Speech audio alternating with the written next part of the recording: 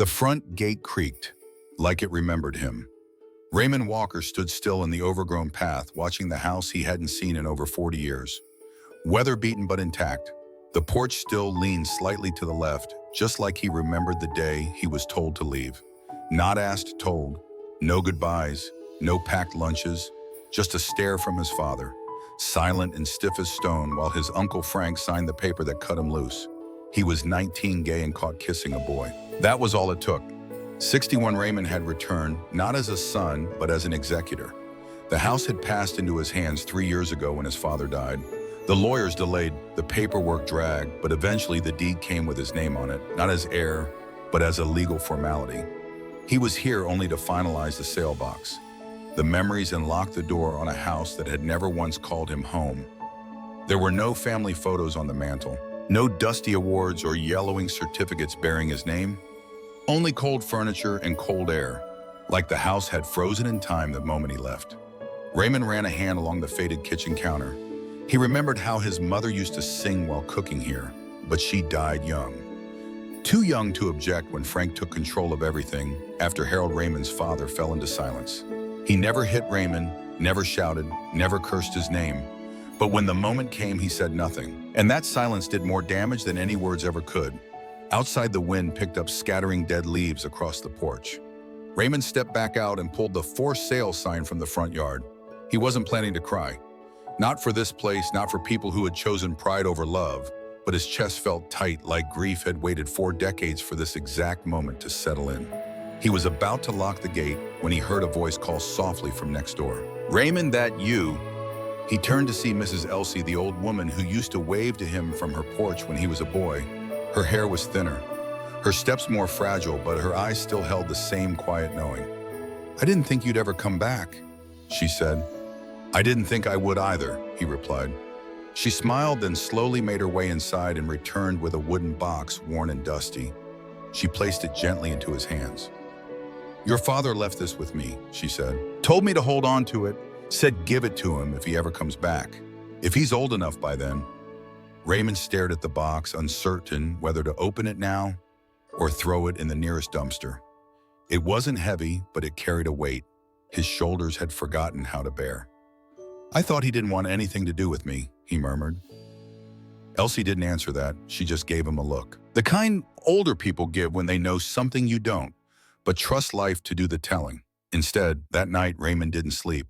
He sat in the guest bedroom, surrounded by silence and the dim hum of the Oregon wind pressing against the windows. The box sat untouched on the bed beside him, its latch like a whisper he hadn't yet dared to hear. It wasn't fear holding him back, it was the question. What if the truth inside proved that he had never belonged here at all? What if it proved that the shame had never been his to carry? If this story touches something inside you, don't forget to like and subscribe to Heart Stories, where every truth deserves to be told and every forgotten name deserves to be remembered. Because sometimes what's hidden in an old box might just hold the key to healing a lifetime. Raymond waited until dawn. The first rays of sunlight crept through the dust-streaked window like a quiet promise. He sat on the edge of the bed, the wooden box resting on his knees. He had imagined foolishly that opening it would be simple, that it might contain a letter, a faded photo, or perhaps just a gesture of remorse from a man who never spoke a word in his defense. But the moment he opened the lid, he understood why Mrs. Elsie's voice had trembled. Inside the box lay no money, no will, no heirloom. Only 3 things: a folded birth certificate, a yellowing envelope with handwriting he hadn't seen in 4 decades, and a rusted dog tag with the name Harold Walker engraved beside an unfamiliar serial number. Raymond picked up the birth certificate. First, his hands began to shake before his eyes reached the end of the first line. The name listed was not his. It read Nathaniel James Rowe, born in Salem, Oregon. Parents, Laura Rowe and Richard Rowe, deceased of both. Cause automobile accident, 1962. The room fell quiet again, but this time the silence roared. Raymond's ears rang. He wasn't who he thought he was. He wasn't a Walker by blood. He wasn't even Raymond, not originally. His father hadn't just left him behind. He had chosen him, adopted him, hidden it. The envelope, thinner than time, held only a single page. Shaky handwriting covered it from corner to corner. "If you're reading this, it means you came back. I wasn't sure you ever would. I hope you're older now. Not just in age, but in peace. There's a lot I never said, and maybe you'll never forgive me for that. But the truth is you were never a mistake. You were the most deliberate thing I ever did. I chose you, Nate. I chose you when I came back from war with more ghosts than dreams. I chose you when the doctors told me I couldn't have children. You were never an accident. You were a gift. Raymond stopped reading. He closed his eyes, pressing the page to his chest as if it could anchor the storm rising within him. He wasn't kicked out because he was a disgrace. He was erased because someone had been too weak to fight for him. Not too cruel, just too scared. His uncle Frank had always treated him like an outsider. Now it made sense. He was one, not by fault, but by fact. Frank obsessed with bloodlines, and tradition would never have accepted someone who didn't carry the Walker name by birth. And when Raymond came out, it had given Frank the perfect excuse. An adopted son with a secret was disposable, a liability to the family's fragile sense of pride. He returned to the letter. I let Frank speak for me because I didn't know how to raise my voice. I let you leave because I didn't know how to make you stay safe. And I've lived with that silence ever since. If you find this, you'll also find the truth. It's not redemption, it's not enough, but it's yours. Below the signature, there was a single line scribbled hastily. Con is beautiful. Hung cha kung de can dmdbo vdien. It was in Vietnamese. Harold had served in Vietnam. Raymond didn't know he spoke the language, but somehow that line, "You are beautiful, but I wasn't brave enough to protect you until the end," carried more weight than the rest of the letter combined. Raymond sat alone in that room for hours, the open box beside him, the wind whispering past the window, as if breathing life into a memory, too long suppressed. The truth didn't free him, not entirely. It didn't erase what had been done, but it lit a crack of light in the darkness he had carried for decades. He looked down again at the dog tag.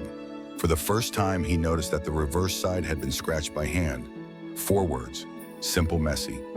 Nate, you were mine. Raymond placed everything back into the box, closed it gently, and held it tight to his chest. For the first time in years, he wept.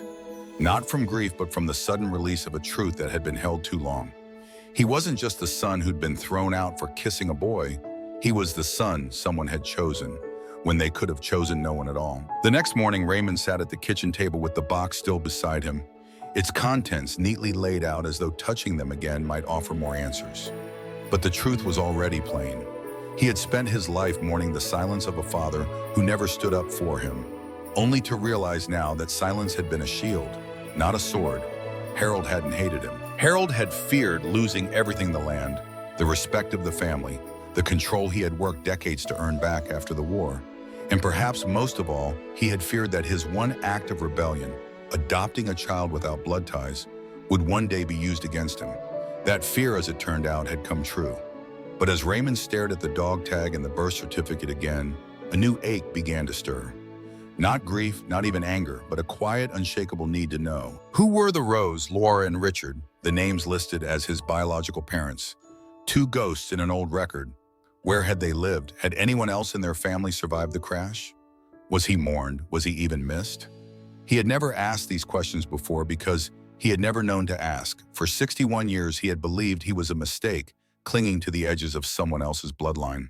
Now he had a name, Nathaniel Rowe, and a story that hadn't been told. He returned to Salem's local records office that afternoon, unsure what he was even hoping to find. The clerk, a young woman with tired eyes and chipped nail polish, took one look at the fragile birth certificate and nodded with a kind of reverence. "Paper like this," she said quietly, "usually means someone's been missing for a long time." She helped him search the archives.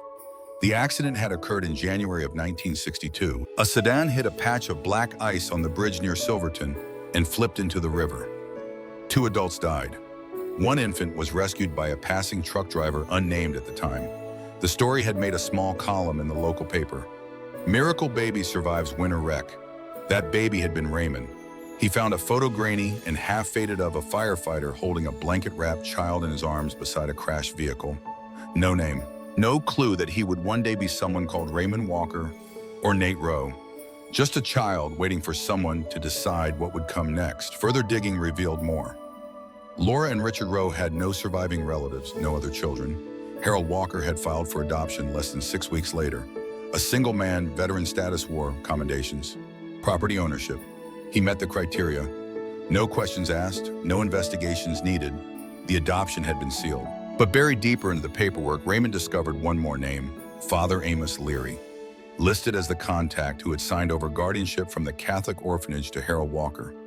The church still existed, now run by a younger priest. The secretary, when Raymond called, confirmed that Father Leary had passed away 10 years ago, but his journals and notes had been preserved in their archives. Raymond requested access. 2 days later, he sat in a quiet back room of the parish, reading the careful penmanship of a man long gone. Harold returned for the boy again today. His eyes said more than his words ever could. He asked me not to tell the other parishioners, said his brother wouldn't approve, but I saw how he held that child like something he'd lost before and just found again. Raymond closed the journal slowly. He wasn't just adopted, he was wanted. Fiercely, quietly, in the only way a man like Harold, haunted and cornered by family duty, could show it. But that still left the worst wound of all the moment he was sent away. He returned to the house, sat alone in the living room where it had all happened. The cold afternoon when Uncle Frank stood tall in front of the fireplace, waving a letter Raymond had written to a classmate. "Filthy," Frank had spat, "you shame this family." Raymond had looked at Harold, who sat in the chair by the window, hands clasped tight, lips unmoving. He hadn't spoken, hadn't looked at his son, just nodded once faintly. It wasn't anger that cut Raymond. Then it was that single motion. Permission. Now, decades later, he realized it hadn't been permission at all. It had been surrender. Harold couldn't stop. Frank couldn't stand up to the weight of a family who believed legacy was carved in blood, not in love. So he had chosen silence, perhaps to protect Raymond from something worse. Or perhaps because his shame ran deeper than his love, but it had cost them both everything. Raymond stood at the edge of the field behind the house where the family used to host summer gatherings. Cookouts, reunions, photographs arranged to look perfect enough for Christmas cards. He had never been in any of them. Even before that final day at 19, he had always been on the edges. Quiet, too careful, trying too hard not to offend anyone with his existence. He realized now that the rejection hadn't started when he was caught with a boy. It had been there long before, subtle like a draft in a sealed room. You don't notice it until the chill soaks into your bones, and now, with the truth unraveled, he had one more decision to make. A week after finding the letter, Raymond received a packet from his attorney regarding the formal division of family land as dictated by the legal will Frank had filed years earlier. The document assigned the house to be sold, the proceeds split between a web of cousins and distant nieces who barely remembered his name. If they ever did, Raymond wasn't even listed in the initial drafts. His inclusion came only after Harold's death. Forced legal clarity, technically he was next of kin, but that wasn't all. Hidden in Harold's private safe, which the lawyer had recently opened, was another envelope, handwritten, sealed, but never filed in court. A will, dated a year before Harold's death. It was brief, direct. To my son, Raymond Walker, born Nathaniel Rowe, I leave the house in the adjoining field.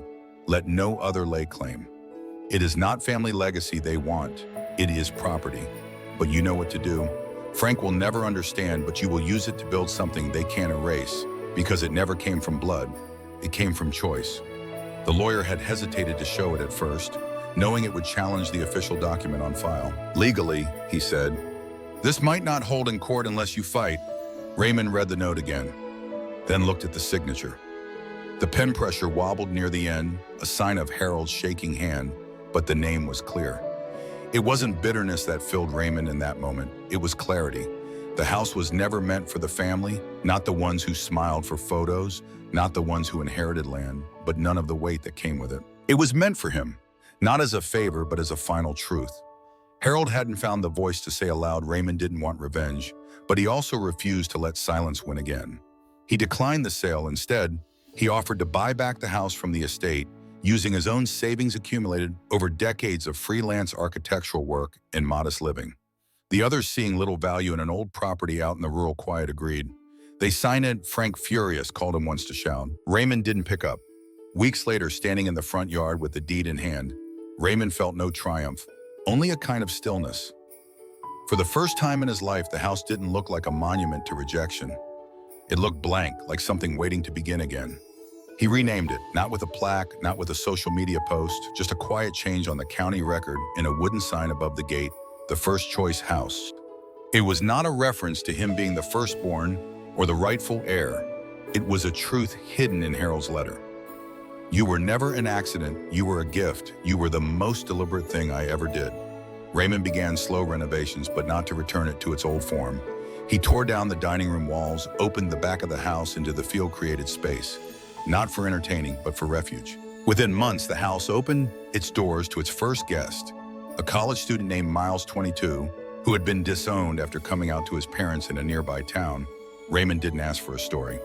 Only if Miles needed dinner, then came another, an art major working nights to pay for therapy after being forced into conversion camp, then a trans boy with nowhere to go for the holidays. They came quietly without fanfare, but slowly the house filled with a different kind of memory. Laughter sometimes, silence often, but never shame, never erasure. And on the hallway wall next to the thermostat, Raymond hung the original birth certificate, frame faded but real. Below it, he wrote in bold, steady hand, "Family does not begin with blood. It begins with action, and sometimes the one cast out is the only one chosen." The house had always been quiet, but now for the first time the quiet was gentle. Raymond stood in the doorway watching the warm glow from the kitchen where Miles was teaching another guest how to roast vegetables. There was music playing, low from someone's phone, the kind that sounded like a Sunday morning. Soft, unhurried, without apology. On the dining table lay mismatched plates and a chipped teapot that someone had rescued from a thrift store. In a corner by the old fireplace, a shelf held books donated by guests. Beside it, a corkboard pinned with photos, faces, notes, little messages of gratitude, of survival, of belonging. He had never intended to open a shelter. There were no press releases, no nonprofit foundation, just a man who bought back a house and chose not to let it rot with silence. When Miles had asked what to call the place, Raymond had said, "Call it nothing, just come in." But they had started calling it the First Choice House anyway. Word spread quietly, deliberately, the way things once erased often do through whispers, not spotlights. It had been nearly a year since Raymond returned. In that time, the town hadn't really changed. The church still held sermons on Sundays. Uncle Frank still avoided eye contact when they crossed paths at the post office. The relatives who sold their shares had already moved on, likely forgetting they ever had a cousin who came back. But change didn't have to be loud, to be real. Every week, someone new showed up at the gate, sometimes with a suitcase, sometimes with nothing but a name. Raymond didn't ask questions, only what they needed that day. A meal, a nap, a phone call home. They didn't yet want to make. It wasn't a perfect system, but it was real. And for some, it was the only place in the world where they felt like they weren't wrong for simply being themselves. One evening, as Raymond sorted through a drawer in the front room, he found the rusted dog tag again. Harold Walker, still scratched with 4 words on the back, "Nate, you were mine." He held it for a long time, then placed it into a small shadow box and hung it next to the framed birth certificate in the hallway. Beneath both, he pinned a new card handwritten, like the others, in his own careful script. "To those who were never claimed, this house is yours. You do not need to be born into love to deserve it." Raymond didn't know how many years he had left, but for the first time in decades, he wasn't counting them. He spent his mornings fixing the roof, his afternoons mending old furniture with the help of whoever had steady hands, and his evenings writing letters to no one in particular. Just thoughts he never got to say when he was younger. Regret had become something softer. It still lived with him, but it no longer ruled the house. Sometimes he would sit on the porch at dusk, watching the sun sink behind the hill, and think Harold couldn't protect me from their silence. But he gave me the key to end it. He had been chosen once, and now he was choosing others. One night, Miles sat beside him and asked, "Do you ever wish things had been different?" Raymond thought about it for a moment, then replied, "If they had been, you wouldn't be here." There was nothing else to say. The wind shifted, and in the house that once held nothing of him, his name now echoed in every corner, not as a stain, but as a start. Have you ever found your name in a place you thought had forgotten you? Tell us below, because someone else might be waiting to believe they still belong. Subscribe to Heart Stories for more stories where silence ends, truth speaks, and home is something we choose to build together.